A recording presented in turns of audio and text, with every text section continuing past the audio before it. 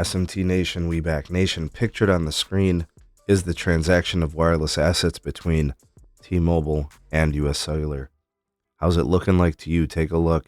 Let's discuss that here in today's video. Let's take a look at what T-Mobile was able to obtain, what I guess US Cellular was able to retain, and what they'll be looking to probably sell to Verizon and AT&T or any company that decides that they want to hold spectrum licenses.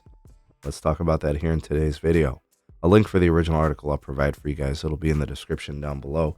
Ways to support us can be found there as well. Please do like and share this video. Subscribe if you're new here, and turn on the bell notifications icon to never miss an upload. All right, folks. So the $4.4 billion deal between US Cellular and T-Mobile includes a tower lease agreement, a long-term one for T-Mobile using US Cellular towers. It calls for an acquisition of, I think, 4 million customers and retail stores as well.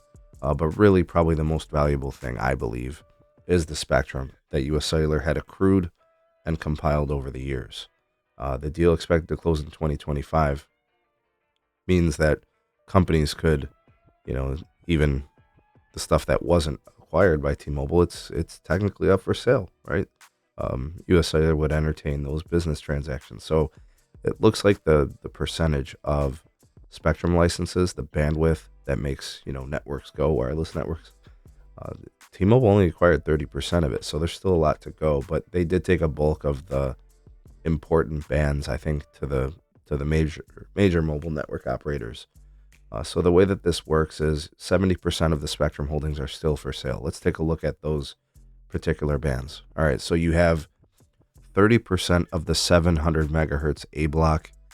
You have 700 megahertz B and C block, and I think those are probably prime for acquisition from both Verizon and AT&T. I have to look at the block ownership of what AT&T and Verizon have to see which one would be more suitable for each of them, but there's definitely some low band there that probably helps quite a bit with coverage and offers a little bit of a capacity boost. And they already have like band 12 for AT&T, band 14 for AT&T, and band 29 for AT&T.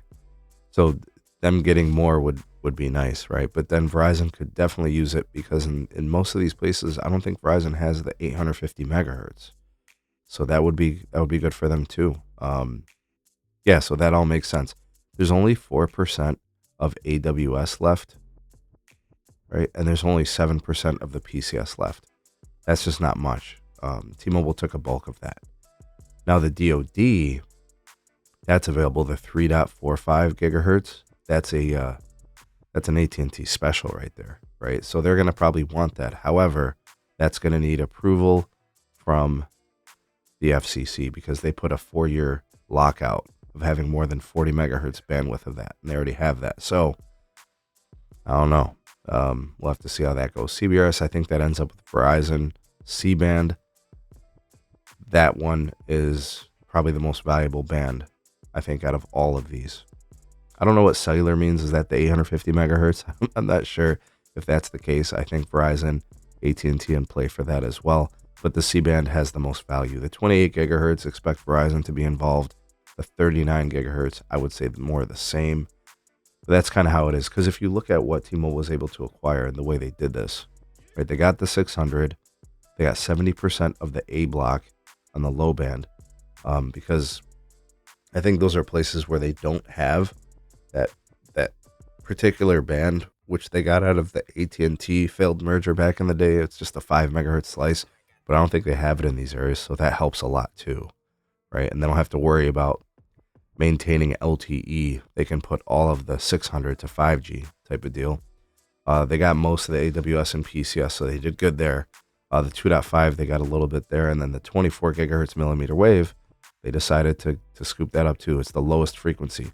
Maybe that allows them to do some fixed wireless. Maybe it allows them to supplement in specific locations, but that's kind of what's left. And that's what I think is going to happen. I think the remaining wireless spectrum assets is going to be mostly scooped up by Verizon. They're probably going to get a really good deal on it too, because they're not going to be willing to pay prime pricing for chopped up, diced up spectrum licenses. But the C-band's going to be what they're really, really focused on. I think for AT&T, it's the DoD, right? The other stuff is good. They'll get that too.